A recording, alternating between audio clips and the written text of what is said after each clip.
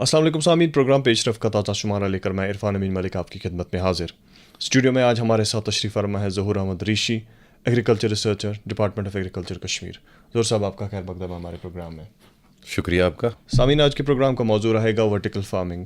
ज़हूर साहब, vertical farming एक नया कॉन्सेप्ट, जहाँ तक अगर हम कश्मीर की बात करें, एक नया कॉन्सेप्ट हमें देखने को मिला, जिसका क्रेडिट आपको जाता है। हालिया जो हमने न्यूज़ रिपोर्ट्स देखे, आपने वर्टिकल फार्मिंग पे बहुत अच्छा काम किया है। क्या है ये वर्टिकल फार्मिंग असल में? हमारे सामीन को मुख्तसर इस बारे में बताइए। वर्टिकल फार्मिंग का जहाँ तक ताल्लुक है, उसको समझने से पहले हमने दो चीज़ें समझनी ज़रूरी है वर्टिकल फार्मिंग के बारे में। एक होता है कि क्रॉप्स जो है, दो किस्म की क्रॉप्स होती है हमारे पास।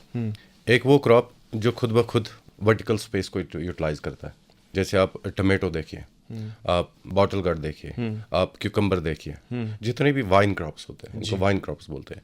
इनको अगर आप थोड़ा सा स्टेक करते हो, ये आपका 6 मीटर तक भी लंबा जाता है और आप वर्टिकल स्पेस वो इस्तेमाल करते हैं। उन क्रॉप्स को हम बोलते हैं they are efficient in utilising vertical space. दूसरी क्रॉप्स हमारे पास है जो कि वर्टिकल स्पेस इस्तेमाल नहीं करती है, जो कि 1 फीट जाती है, 2 फीट जाती है, 2.5 फीट या 3 फीट मैक्सिमम जाती है। 3 फीट से ऊपर वो नहीं जाती है। जैसे आपका चिली हो गया, आपका नालखोल हो गया, जितने भी एक्सोटिक, आपका ब्रोकली हो गया, आपका कॉलीफ्लावर हो गया, ये चीज़ें, या आपका सैफरन है यहाँ पे जी। तो ये चीज़ें वर्टिकल स्पेस अपने आप इस्तेमाल नहीं करते हैं। तो साइंटिस्ट ने क्या सोचा कि नहीं, एक ऐसा सिस्टम बनाया जाए, क्योंकि अगर मैं करता हूँ ज़मीन पे कोई वेजिटेबल ग्रो करता हूँ, वो ज़्यादा से ज़्यादा 2 फीट जाती है, ऊपर जो स्पेस है वो खाली रहती है। तो उस स्पेस को हम कैसे इस्तेमाल करें? जी। तो उस स्पेस को इस्तेमाल में लाने का जो मेथड है, उसको हम वर्टिकल फार्मिंग बोलते हैं। तरीक़ेकार बहुत सारे हैं उसके। बताइए कि कैसे स्टार्ट आपने किया, क्या प्रोसीजर है, कौन सी चीज़ें इसमें हमें ज़रूरत है अगर वो कोई वर्टिकल फार्मिंग करना चाहेगा? देखिए, ऑनलाइन तो लोगों ने देखा होगा, अब तो कोई चीज़ छुपी नहीं होती है वर्टिकल फार्मिंग में। आप पाइप्स का इस्तेमाल करते हो, आप टावर्स बनाते हो, एरोपोनिक टावर्स बनाते हो, जी। आप कॉलम स्ट्रक्चर बनाते हो, या आप शेल्व्स बनाते हो। जैसे शेल्व्स आप घर पे ही बनाते हैं दूसरों चीज़ों के लिए। जैसे शेल्व्स हम घर में बनाते हैं, क्यों बनाते हैं? कि हमारे पास बहुत सारे कपड़े हैं जी। उनको उन शेल्व्स में हम ऑब्जॉर्व करते हैं। तो इसी तरह से मुझे क्रॉप्स के लिए भी हम शेल्व्स बनाते हैं। अच्छा। लेकिन जहाँ तक कश्मीर का ताल्लुक है, मैं आपको एक बात बता दूं कि 2018 में मैंने ये शुरुआत की थी, और मैंने देखा था कि यहाँ पे एग्रीकल्चर जो है अभी उस तरह हम नहीं ले रहे हैं, इन चीज़ों को, टेक्नोलॉजी को नहीं ले रहे हैं। तो हम थोड़े मस्त टाइप के इंसान है कश्मीरी, तो बहुत देर हमें याद आती है, नहीं कोई नई टेक्नोलॉजी आई उसको अडॉप्ट करेंगे। जी। तो मैंने फिर जब शुरुआत की, लेकिन कुछ चीज़ें मेरी जहन में आई कि पहले ये देखना है, अगर मैं कनाडा से ये टेक्नोलॉजी लाऊं, अगर मैं चाइना से लाऊं, या जापान से लाऊं, या यूरोप से लाऊं, कहीं से भी लाऊं, सही बात है। मेरा फार्मर वो अफोर्ड कर सकता है कि नहीं कर सकता। पहली चीज़ तो ये होती है ना, बिल्कुल। कि उसकी जो कॉस्ट ऑफ कल्टिवेशन है। मैं आपको एक मिसाल देता हूँ कि एक जगह मैंने फार्म बनाया था, वो $1 मिलियन का प्रोजेक्ट हमने बनाया था, कमर्शियली था। अच्छा। तो उसका जो टमाटो था वो $20 बिकता था पर केजी, सही बात। जो कि हम यहाँ पे सोच भी नहीं सकते। एक तो मुझे उतनी मतलब प्राइसिंग मेरी टमाटो को नहीं मिलेगी। मुझे ये देखना है कि मेरे प्रोड्यूस को खाएगा कौन। अच्छा। फिर मुझे देखना है कि कॉस्ट ऑफ कल्टिवेशन क्या आएगी। अच्छा। ये दोनों चीज़ें सोच के फिर हमने कोई भी मेथड डेवलप करना है। इसी वजह से मैंने क्या किया था कि 2018 में अच्छा। हमारा एक हाईटेक ग्रीन हाउस था शुपियान में। तो वहाँ पे मैंने एक मेथड डेवलप किया था, उसको हम सैक कल्चर बोलते हैं। अच्छा। हम नीचे तो उगाते थे, और सीडलिंग वगैरह तो निकालते थे नीचे। मैंने सोचा नहीं, इतनी स्पेस मेरी बच जाती है ऊपर, इसको मैं कैसे इस्तेमाल करूं? तो मैंने क्या देखा कि मैंने पॉलीथीन लाया, सिंपल सा 1000 का पॉलीथीन लाया था मैंने उस टाइम पे। उसको मैंने सैक्स बनाए। सैक्स के बाद अब मुझे दूसरी चीज़ था, मैथड ये तो बन गया, मेरा जो मेन स्ट्रक्चर था वो तो बन गया कि सैक्स को मैंने ऊपर से टांग दिया, और 2 मीटर लंबे सैक्स मैंने उनको टांग तो दे दिया, लेकिन अब उसमें भरना है मटीरियल। मट्टी तो मुझे भरनी नहीं है, क्योंकि हम सॉइललेस में जाते हैं, मट्टी भारी होती है। वो आप इन मेथड्स में या इंडोर में आप मट्टी इस्तेमाल नहीं करते हो, आप सॉइललेस कोई भी मीडियम होता है उसको इस्तेमाल करते हो। अब सॉइललेस मीडियम अगर मैं बाहर से लाऊं, रॉकवूल होता है हमारा, परलाइट होता है, ये वॉल्केनिक रॉक्स होते हैं, लेकिन वहाँ पे फैक्ट्रीज है जो इनको प्रोसेस करके ये चीज़ें बनाती है।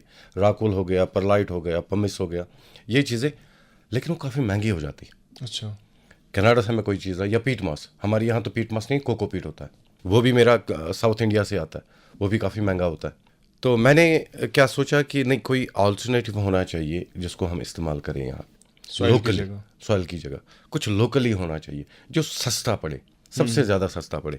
तो मेरी नज़र एक चीज़ पे पड़ी जिसको हम कहते हैं राइस हल। अच्छा।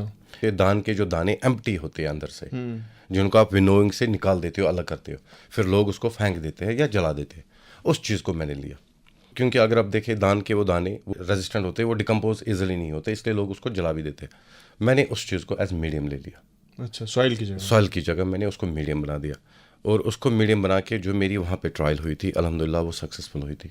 और उस टाइम पे वो कॉन्सेप्ट मैंने फिर भेजा था, हमारे MOS एग्रीकल्चर आए थे यहाँ पे टूर पे, तो उनको भी मैंने भेजा था वो उसका कॉन्सेप्ट नोट। तो उसके बाद मैंने पिछले साल सेम कॉन्सेप्ट मैंने अपने रूफटॉप पे किया था। हालांकि वो वर्टिकल तो नहीं था, लेकिन सॉइल था। मैंने सोचा कि नहीं, ये मेरा फ्लोर रूफटॉप जो है ये खाली पड़ा है, कुछ ना कुछ तो करना पड़ेगा।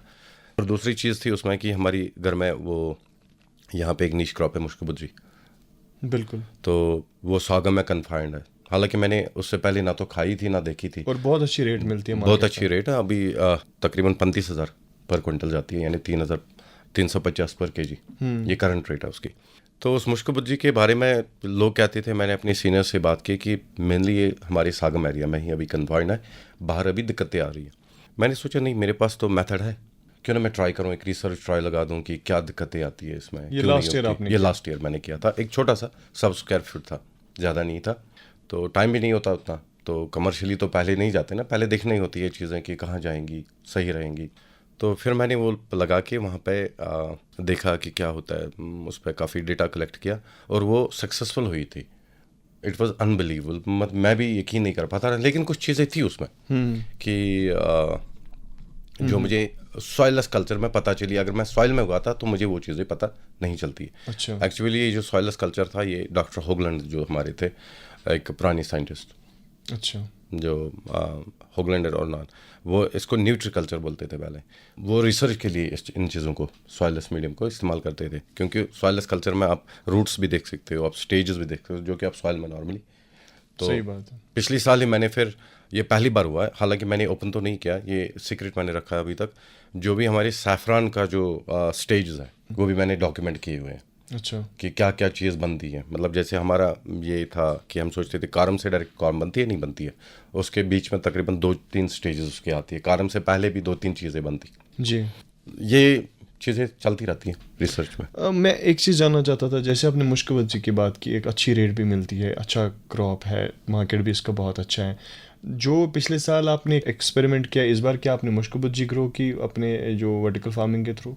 देखिए, इस साल मैंने एक्चुअली 2-3 ट्रायल्स लगाई थी। एक तो वर्टिकल फार्मिंग मैंने की, मेरे पास एक्चुअली लैंड कन्फाइंड था। मैं लैंडलॉर्ड तो हूँ नहीं। कितना ज़मीन था? मेरे पास ही कोई 10 मरला अवेलेबल था। अच्छा। जिसमें मैं या तो नॉर्मली सब्जियां उगाता हूँ, तो या तो मुझे सब्जी उगानी थी या मुझे मुश्कबुद्री उगानी थी, दोनों में से एक चीज़। और जो 10 मरला ज़मीन था मेरा, उस 10 मरले में मेरी प्रोडक्शन कितनी निकलती, बहुत कम निकलती मेरी। तो मुझे आइडिया है नहीं, अब मुझे वर्टिकल ही जाना पड़ेगा। तो मैंने थोड़ा सा खर्चा करके डिज़ाइनिंग पहले पेपर पे उतारा, फिर उसको मैंने फरवरी में ही कंप्लीट किया था, 1 महीना लगा था मुझे। तो उसके बाद मैंने क्या किया, जो भी वर्टिकल स्पेस 2 मीटर मेरा स्पेस थी उस 10 मरले में, उसमें से 7 मरला मैंने प्योरली इस्तेमाल किया मुश्कबुद्री के लिए। अच्छा। तो अल्हम्दुलिल्लाह 2.5 क्विंटल्स में मुझे, जो अभी आपने दिखाया था, वो पहले साल मैंने 2.5 क्विंटल्स मुझे उसमें मिल गया, जो कि मुझे 1 कनाल से मिलता। वो मैंने 7 मरला से निकाला उतना प्रोडक्शन। और दूसरी चीज़, जो ज़मीन की ज़मीन, मतलब वर्टिकल फार्मिंग के थ्रू अगर कम लैंड होगा, ये आप अपनी लैंड को मल्टीप्लाई करते हो। मान लीजिए अगर आपके पास लैंड है 10 मरला, आप इसको 30 मरला पे भी कन्वर्ट कर सकते हो, आप इसको 40 मरला बना सकते हो, आप इसको 50 मरला। आपको लग रहा है श्रीनगर या बाकी जो जितने भी टाउन्स हैं जहाँ बहुत ज़्यादा अर्बनाइजेशन हुई है, वहाँ पे ये कॉन्सेप्ट, ये टेक्निक, जो जितने भी पैशनेट फार्मर्स हैं, जो जितने भी एस्पायरिंग फार्मर्स हैं, जिनके पास ज़मीन नहीं है, वो चाहते हैं कि वो कुछ उगाएं, जैसे मुश्कबुद्री की आपने बात की, आपको लग रहा है कि ये टेक्निक वहाँ पे फिजिबल है ओवर क्राउडेड जगहों पे? देखिए, सॉइललेस कल्चर या हाइड्रोपोनिक्स बोलो आप, actually broader term soilless culture ही इसको बोलते हैं, बिना मिट्टी के जो भी आप बनाते हो। इसका जो बेसिक आपका फ़ायदा है कि आप किसी टेरेन पे, किसी लैंड पे आप डिपेंड नहीं रहते हो। अच्छा। You can grow anything anywhere, literally. आपके पास दीवार है, सन फेसिंग होना चाहिए, सनलाइट होनी चाहिए। अच्छा। ये प्री रिक्विजिट है आपका। नहीं, सही बात है। वो सनलाइट है आपके पास अश्योर्ड वाटर सप्लाई है, मोटर्स हैं जो भी आप देते हो। पानी बहुत ज़्यादा लगता नहीं, है? पानी बहुत कम लगता है। सॉइललेस मीडियम आपका तकरीबन 98% वाटर कंजर्वेशन होता है आपका। अच्छा। सेविंग होता है आपका। फर्टिलाइजर्स 88-85% होता है। क्योंकि उसमें लीच आउट तो होता है। क्या हाई डेंसिटी फार्मिंग की तरह ड्रिप इरिगेशन ड्रिप इरिगेशन नहीं लगा होता है, मॉडिफाई करके डिफरेंट सिस्टम्स लगे होते हैं उसमें। आप सर्कुलेटिंग भी बना सकते हो उसको, रीसर्कुलेटिंग भी बना सकते हो उसको। मतलब जो पानी आपने एक बार उसको दे दिया, उसको आप फिर अपनी टैंक में फिल्टर करके लाते हो, फिर आप वही पानी देते हो दोबारा। उसको हम रीसर्कुलेटिंग बोलते हैं। डिफरेंट मेथड्स हैं हमारे। ये आपका बचाता है। तो आपके पास अगर सन फेसिंग बालकनी है, आपके पास वॉल है, आपके पास रूफटॉप है जी, या अगर आप थोड़ा सा और खर्चा करना चाहते हो, जैसे आपने देखा डेवलप कंट्रीज़ में वो लोग करते हैं अब कि आर्टिफिशियल लाइटिंग का अगर आप इस्तेमाल करते हो तो आपको सनलाइट की ज़रूरत नहीं है। आपके पास जो 2-4 कमरे बैठे हैं, आप उनमें भी उगा सकते हो। अच्छा, वो तो पॉसिबल है। वो भी पॉसिबल है। और मैं कहता हूँ यार, मेरी तो ये सोच है कि लोग भी परेशान हैं। मतलब सब लोग तो एक जैसे नहीं होते। बहुत सारे लोग ऐसे देखे जो कि काफ़ी चिंतित हैं, कहते हैं कि यार ये मकान शकान तो काफ़ी बनते हैं, हमारा जो पैडी लैंड था वो कम होता जा रहा है, या दूसरे चीज़ों के जो हमारा सैफरन लैंड था वो कम होता जा रहा है। मैं कह रहा हूँ आप मकान बना दीजिए, 3 स्टोरी 4 स्टोरी बना दीजिए, 2 स्टोरी अपने रहने के लिए रख दीजिए, 2 स्टोरी मुझे दे दीजिए उगाने के लिए वापस। बिल्कुल। अगर आपने 1 कनाल में वो फैसिलिटी बना दी तो आपने वो ऑक्यूपाई की अपने रेजिडेंशियल एरिया के लिए, ऊपर वाले 2 फ्लोर मुझे दे दीजिए। अच्छा, मैं आपको वो 1 कनाल 2 कनाल में कन्वर्ट करके दूंगा।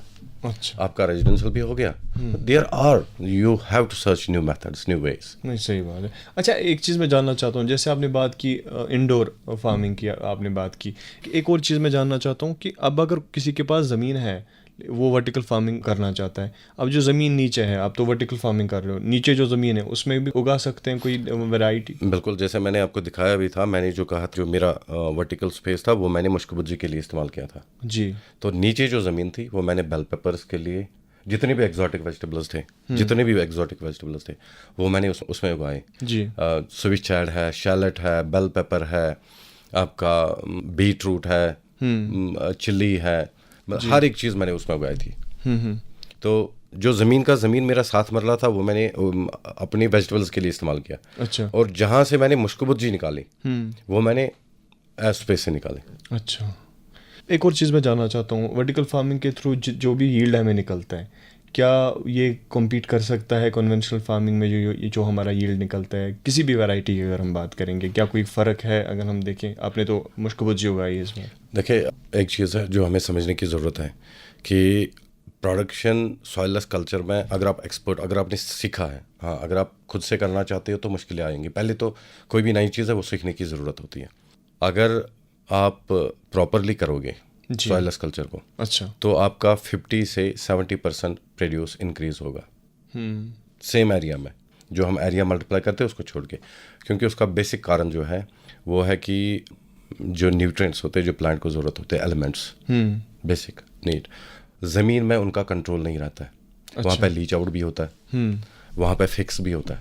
सही बात। वो चीज़ें हमारी सॉइललेस मीडियम में नहीं होती है। आप ऑप्टिमम कंसंट्रेशन में प्लांट को देते हो और प्लांट हेल्दी बनता है। तो हेल्दी बन गया तो आपका डिजीज पेस्ट वो भी कम आ जाता है, लोड भी कम आ जाता है जी। तो उसके बाद नेचुरली आपका प्रोडक्शन भी ज़्यादा आ जाएगी। ये जो टेक्निक है, कैसा देख रहे हैं इसका फ्यूचर? अगर कश्मीर की बात करें, क्या फार्मर्स इसको एंडोर्स करेंगे? क्या डिपार्टमेंट की तरफ से ग्रीन सिग्नल है? अभी क्या स्टेटस है? नहीं, ग्रीन सिग्नल तो डिपार्टमेंट हमेशा फोरफ्रंट पर रहता है इन चीज़ों के लिए कि लोगों का भला हो, खासकर हमारी फार्मिंग कम्युनिटी का भला हो।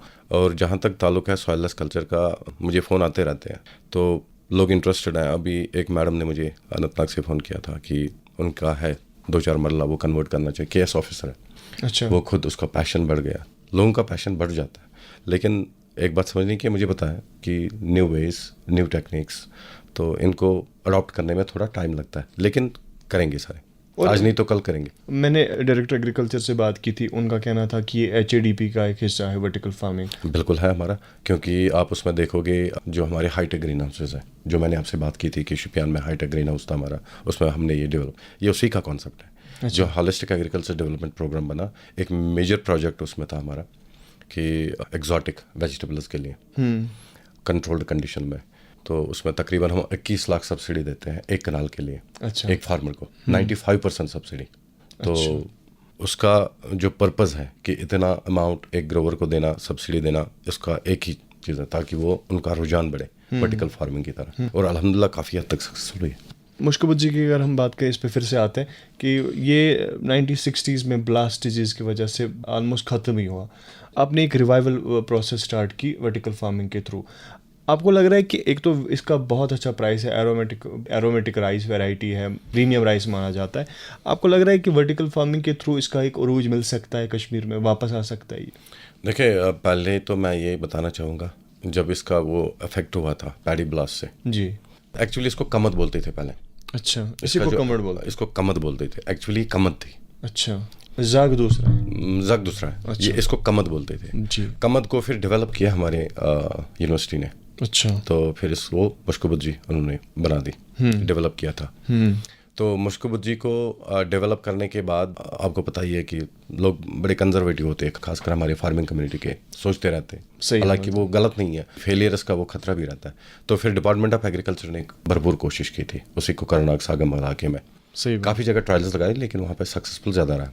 हम लगे थे, मेरी ट्रायल से पहले भी लगे थे। हाँ, सक्सेस उतनी नहीं मिल रही थी, लेकिन पिछली बार मैं आपको बताना चाहूँ, मैं वापस आऊँगा उस ट्रायल पे, तो फिर मैंने देखा जो ये मुश्किल जी हैं, एक्चुअली ये बिहेव करती है differently from other rice varieties. जैसे दूसरी राइस वैरायटीज़ हमारे पास है, SR4 है, अभी यूनिवर्सिटी ने डेवलप की हुई है। मैं अगर वाटर स्टेग्नेशन हो, वो वाटर स्टेग्नेशन टॉलरेट करती है नॉर्मल। हालांकि ज़रूरी नहीं होता, ये एक मिथ है कि पानी जमा रहना चाहिए राइस को, ये मिथ है। हाँ, टॉलरेट करता है वो रेड्यूस कंडीशंस या एनॉक्सिक कंडीशंस भी बोलते हैं उसको। अच्छा। जहाँ पे ऑक्सीजन की कमी होती है, वो टॉलरेट तो करता है, लेकिन ज़रूरी नहीं होता। लेकिन मुश्किल जी का ये मामला जो मैंने देखा अपनी रिसर्च में, कि ये वो स्टेगनेंट वाटर, वार्म वाटर, जब वो हॉट होता है या वार्म होता है, ये वो टॉलरेट नहीं करता। अच्छा। सागम में इसलिए ये था क्योंकि वहाँ पर रनिंग वाटर आता है, फ्रेश वाटर आता है, एक साइड से आता है, दूसरी साइड से निकल जाता है। अच्छा। तो फ्रेश, जैसे ट्राउट को आपको चाहिए, ट्राउट के लिए आपको फ्रेश वाटर चाहिए, क्योंकि जब रनिंग वाटर रहता है तो उसमें ऑक्सीजन भी रहता है। अगर आप काब लोगे, काब मान लीजिए आपका दूसरी धान की जो फसलें हैं, उनको आप जमा किसी भी गड्ढे में काब को डाल दो, वो ग्रो हो जाएगी, उसकी प्रॉब्लम नहीं है।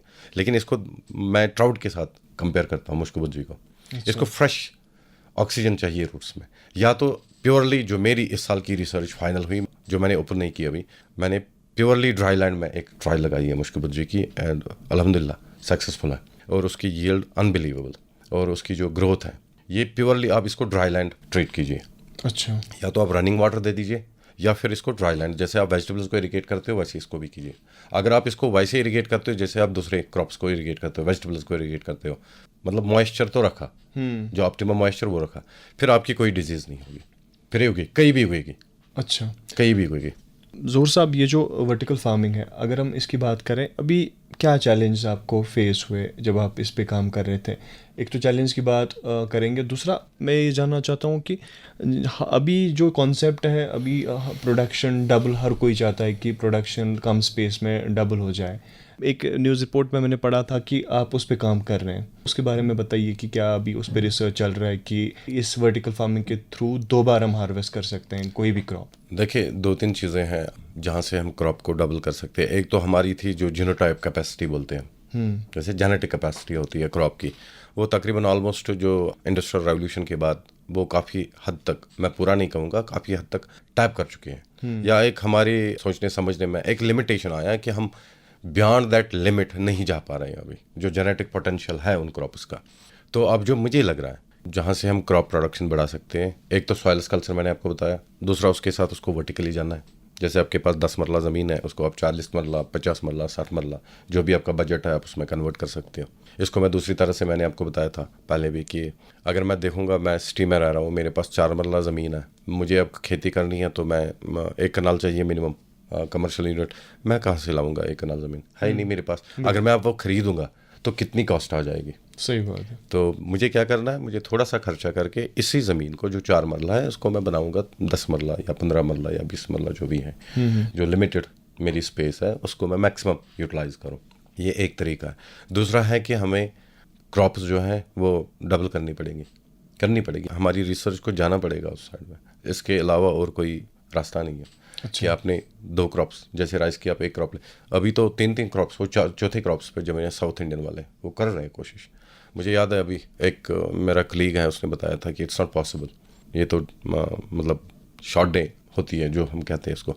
मैंने कहा ठीक है, अगर शॉर्ट डे है तो साउथ इंडिया में कैसे निकलता है, वेस्ट बंगाल में कैसे निकलता है, तो उत्तराखंड में 2 क्रॉप्स को निकाल रहे हैं, हमें भी उस तरह जाना पड़ेगा। हाँ, टाइम लगेगा, लेकिन I don't think it's impossible. Challenge की अगर बात करें, कौन सा चैलेंज अभी लगा आपको वर्टिकल फार्मिंग में? अब चैलेंज मुझे यह है, एक तो जो हमारी यूथ है वो अभी फार्मिंग की तरफ उस हिसाब से नहीं आ रहे जिस हिसाब से उनको आना चाहिए। उनको लग रहा है कि ये एक बर्डन है फार्मिंग, जैसे आम लोगों को लगता है अगर में फार्मिंग करनी है। तो एक तो उनको हमें इसकी नॉलेज देने की ज़रूरत है, उनको ये चीज़ें पढ़ाने की ज़रूरत है, तरबियत देने की ज़रूरत है। और दूसरा, इसको हमने फार्मिंग को हमने एज एन एंटरप्राइज डील करना है। बिल्कुल। जब तक ये एज एंटरप्राइज डेवलप नहीं होगा तो तब तक लोगों में रुझान जो है कम रहेगा। क्लाइमेट चेंज एक बड़ा फैक्टर माना जाता है और इसका बहुत ज़्यादा असर एग्रीकल्चर और एलाइड सेक्टर्स पे है। जैसे बहुत ज़्यादा बारिशें होती है या बहुत ज़्यादा वार्मिंग टेम्परेचर्स, तापमान में इजाफा हो गया, उसकी वजह से क्रॉप्स पे बड़ा नुकसान आ गया। सैफरान का एग्जांपल है हमारे पास, एप्पल्स हिट होते हैं। अगर हम वर्टिकल फार्मिंग की बात करें, क्या क्लाइमेट चेंज या जो एक्सट्रीम वेदर पैटर्न जो हमें देखने को मिल रहा है, क्या इसका असर है? कितना असर है वो थोड़ा सा बता दीजिए। देखिए, जो ग्लोबल वार्मिंग की या क्लाइमेट चेंज का, उसमें जो इंडस्ट्रियल रेवोल्यूशन आ गया इन जनरल, मेन कारण तो वही है। ऑटोमोबाइल सेक्टर, उससे भी होता है, असर पड़ता है। आपका इंडस्ट्रियल सेक्टर जो है अभी इंडस्ट्रीज, उनसे भी होता है। बिल्कुल। लेकिन हमारे agriculture sector, agriculture and allied sector से भी होता है। खास करके जब से हमने सिंथेटिक फर्टिलाइजर्स और पेस्टिसाइड्स इस्तेमाल करने शुरू किए। जब भी हम वो फर्टिलाइजर्स डालते हैं तो कार्बन डाइऑक्साइड एमिट होता है, मीथेन एमिट होता है।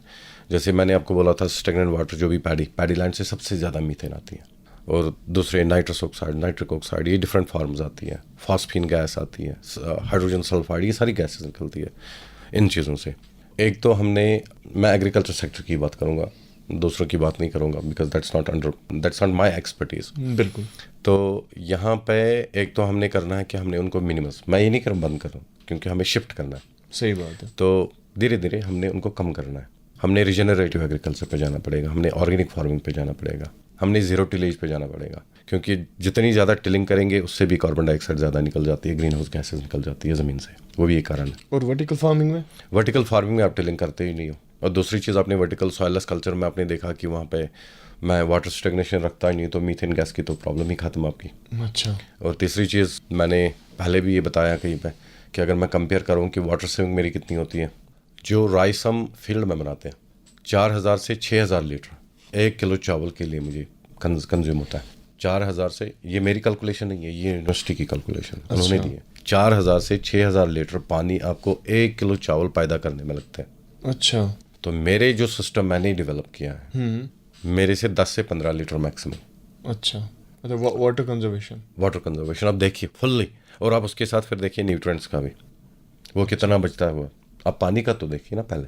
और क्लाइमेट पे ज़्यादा असर नहीं पड़ता। क्लाइमेट तो बिल्कुल असर ही नहीं है, क्लाइमेट पे बिल्कुल भी असर ही नहीं है। मैंने कहा आपका वाटर स्टेगनेशन है नहीं, तो आपका मीथेन गैस भी नहीं आएगा। और दूसरी चीज़, जो मैंने सॉइललेस कल्चर यहाँ पे डेवलप किया है, मैंने ये इसलिए किया है कि ये जो केमिकल फर्टिलाइजर, सॉल्ट्स खासकर, ये काफ़ी महंगे आते हैं। मैं नहीं चाहता कि मेरे ग्रोवर पे और बर्डन पड़े, इसलिए मैं बायोलॉजी का इस्तेमाल करता हूँ। वो चीज़ें मैंने डेवलप की। बिल्कुल ऑर्गेनिक है, प्योरली ऑर्गेनिक है। तो वो कंपोस्ट खुद अपना बना सकता है, और कंपोस्ट बनाने के लिए मुझे गोबर की ज़रूरत नहीं है। गोबर is always taken as a starter in decomposition, in making the compost. आपके पास लीव्स है, आपके पास ग्रास क्लिपिंग्स है, आपके पास जो किचन वेस्ट है, ये एक वैरायटी होनी चाहिए, एक डाइवर्स चीज़ें होनी चाहिए कंपोस्ट में, तभी कंपोस्ट अच्छा बनता है। ये गलत एक मिथ है, लोग कहते हैं नहीं गोबर ही होना चाहिए।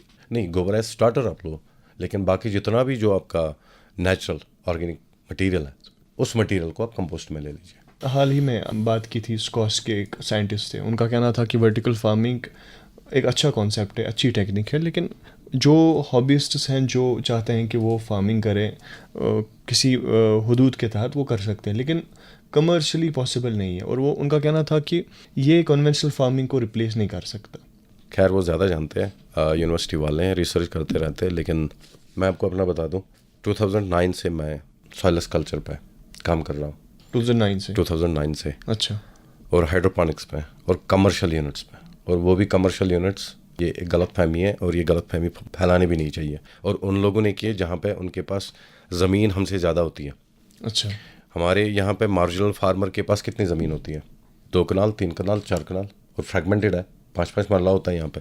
वहाँ पे जिस फार्मर के पास 200 एकड़ 200 एकर्स लैंड है, उसको मार्जिनल फार्मर बोलते हैं। अच्छा। उन्होंने डेवलप किया। मैंने खुद $1 मिलियन के प्रोजेक्ट लगाए। जापान में पूरी कमर्शियल है, यूएई में पूरा कमर्शियल है वर्टिकल फार्मिंग, यूएसए में पूरा कमर्शियल है, यूरोप में पूरा कमर्शियल है, रशिया में पूरा कमर्शियल है। मुझे नहीं पता कि यहाँ क्या ऐसी चीज़ है कि यहाँ हमारे पास लैंड इतनी ज़्यादा है जहाँ पे हम प्रोड्यूस नहीं निकालते, तो फिर ये कमर्शियली पॉसिबल नहीं है। It is for commercial production, nothing else. Hobbyist को दूसरे जो हम कहते हैं वो शौक के लिए होता है ना, जैसे हम कहते हैं 2 तरह के होते हैं, एक होती है कमर्शियल प्रोडक्शन, दूसरा होता है हमें कहते हैं रेजिडेंशियल मॉडल्स। जैसे आप यहाँ सिटी में रहते हो, आपके पास ज़मीन है, छोटी सी बालकनी है, तो छोटी सी बालकनी में आप कितना निकाल सकते हो? आप वहाँ क्या कहते हो, एक रेजिडेंशियल मॉडल निकालते हो, छोटा सा यूनिट, सही बात। उसको, ताकि आप सेल्फ सफिशिएंट हो जाओ। जो ग्रीनी सैलड वगैरह आपका कंज्यूम होता है, आप फ्रेश वहाँ से ले लो, वो होता है रेजिडेंशियल। लेकिन कमर्शियल में सबसे पहले तो इसको कमर्शियल ही यूज़ किया गया और सक्सेसफुल भी है। ज़ोर साहब, राइस एक स्टेपल डाइट की तरह कश्मीर में अगर हम बात करें, ये हमारा स्टेपल डाइट है और हर कोई डिपेंडेंट है इस पे। हमें बहुत ज़्यादा राइस बाहर से लाना पड़ता है। अभी लैंड भी कम हो रहा है, और अगर हम देखें राइस की जो सब्सिडी थी वो भी कम होती जा रही है। गवर्नमेंट की जो स्कीम्स हैं उसमें चेंज आ गई।